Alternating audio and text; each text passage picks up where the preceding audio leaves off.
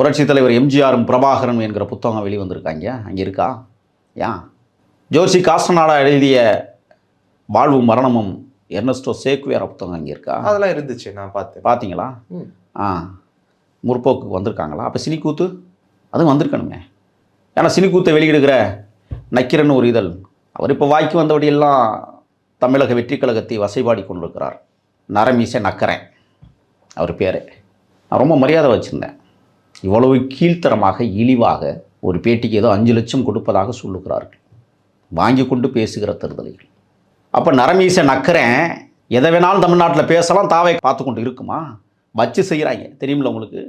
தம்பிகளே, நரமீசைக்கு வண்ணம் அடித்து கொண்டு வீரவசனம் பேசுகிறவர்கள் எல்லாம் தமிழ்நாட்டில் அனுமதிக்கக்கூடாது. எதிர்காலத்தில் கவனமாக இருங்க. அந்த நக்கரன் பேசுகிறாரு தளபதி விஜய் பற்றி.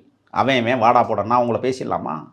எங்களுக்கு விஜய் கற்றுக் கொடுத்த பாடம், யாராக இருந்தாலும் மனிதரை புனிதராக மதியுங்கள். இந்த தத்துவத்தை உள்வாங்கியிருக்கிறோம். தெரியுமில்ல உங்களுக்கு? அது விஜய் தான் உங்களுக்கு கற்றுக் கொடுத்தாரா? ஆமாம். ஏன் பெண்ணப்பா மரியாதை கொடுக்குறத பக்குவத்தோடு பேசுவதற்கு.